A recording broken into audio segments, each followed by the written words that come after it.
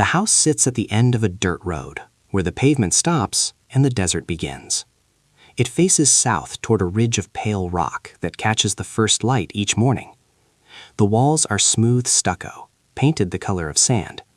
There are 3 windows along the front, evenly spaced, and a wooden door that closes tightly against the wind. Inside, the rooms are small and connected by narrow hallways. The kitchen has tile counters and a window above the sink. The bedroom looks east. At night, the house is completely dark. During the day, dust moves slowly through the shafts of sunlight that enter through the glass. The air inside stays cool until afternoon. By evening, the walls have absorbed enough heat to radiate warmth into the rooms. The house was built to hold this rhythm. It was built to contain the small, repeated actions of a life lived in one place over time.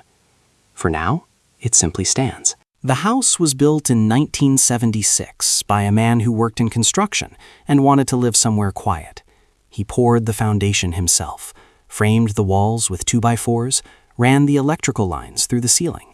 His wife chose the paint colors and planted a row of ocotillo along the western edge of the property to mark the boundary. They raised 2 children here. The rooms filled with the objects of ordinary life: dishes in the cabinets, books on the shelves, photographs pinned to the refrigerator with magnets. The children grew up and moved to other states. The man and his wife stayed. When the man died, his wife sold the house and moved closer to her daughter. The new owners lived here for 8 years, then sold it to someone else. That person lived here for 5. The house was built to be lived in continuously, to accumulate the evidence of years, to be shaped slowly by the people who inhabited it. It was built for permanence. For a while, the house continued to function as it was designed. But then the pattern began to shift. The stays grew shorter. A family would arrive on a Friday evening, unload suitcases from the trunk of a car, spend 2 nights, and leave on Sunday afternoon. The house would sit empty for a week, sometimes 2. Then another family would arrive. The gaps between occupancies grew longer. The house began to experience time differently. Instead of the steady accumulation of daily life, it absorbed short bursts of activity, followed by long stretches of stillness. The objects inside stopped multiplying. The walls stopped collecting new marks. The house was no longer a container for a continuous existence. It became a container for intermittent use.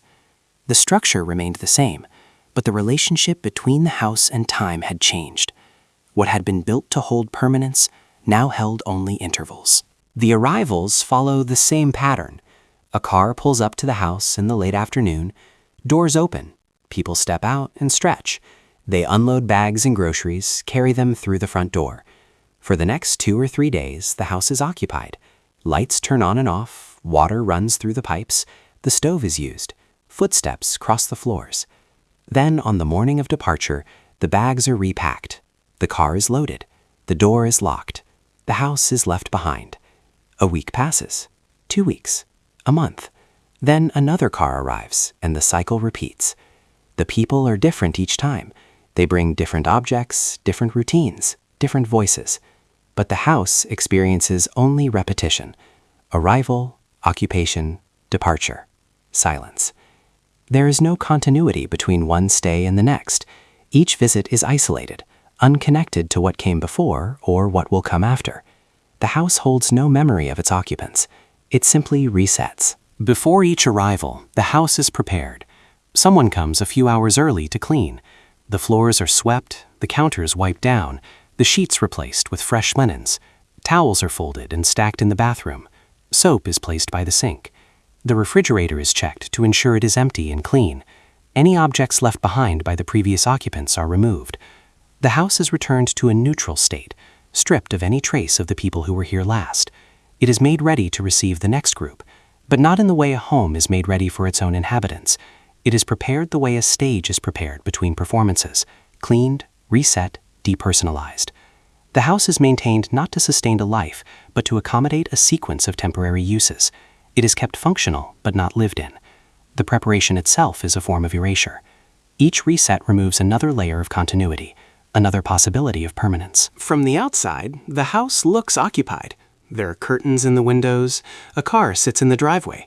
At night, lights glow from within. During the day, people can be seen moving through the rooms. But if you watch long enough, the pattern becomes visible. The same car is never there for more than a few days. The lights follow no consistent schedule. The house is never dark for weeks at a time, but it is also never continuously inhabited. It exists in a state of apparent occupancy that is actually a series of disconnected moments. The house appears to be lived in, but no life accumulates within it. No routines solidify, no objects gather meaning through prolonged use. The house is used, but it is not inhabited. It is occupied, but not lived in. The distinction is subtle, but absolute. A life requires continuity. The house offers only availability. It is present, functional, maintained, but fundamentally empty of the thing it was built to contain. The houses on either side have undergone the same transformation. The one to the west, a low adobe structure with a flat roof, was once home to a couple who taught at the school in town. They sold it 3 years ago. Now it is rented by the week. The house to the east, slightly larger with a covered porch, was owned by a painter who lived here for 15 years. She moved to New Mexico. The house is now listed online, available for short stays. Further down the road, the same pattern repeats. Houses that were once homes are now accommodations. The neighborhood has not disappeared. The structures remain, the roads are still maintained, the utilities still function.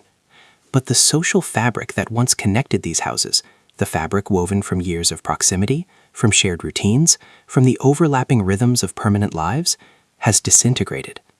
The neighborhood exists, but the community does not.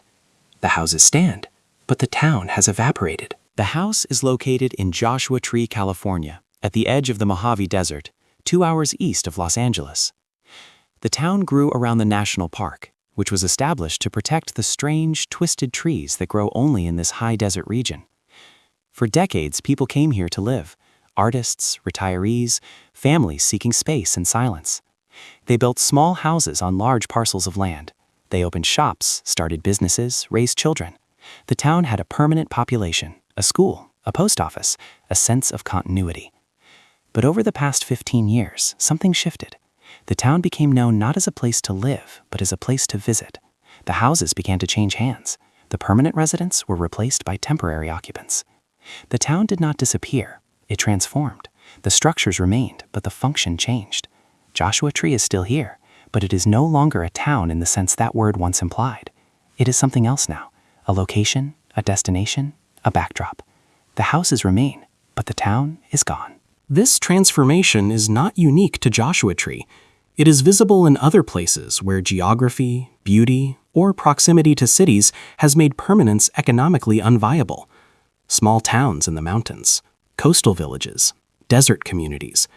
Places that were once inhabited year-round are now occupied seasonally, intermittently, temporarily.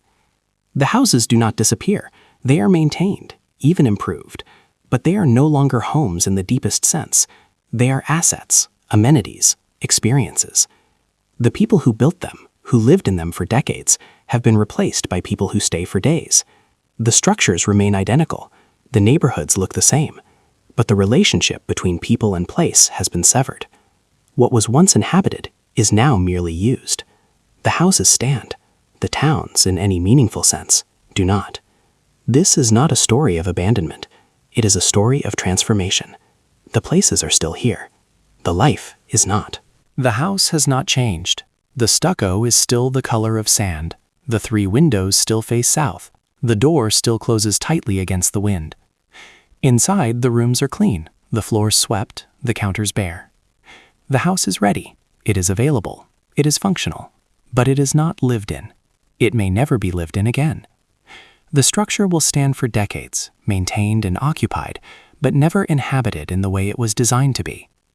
The house will continue to absorb short bursts of activity, separated by long stretches of silence.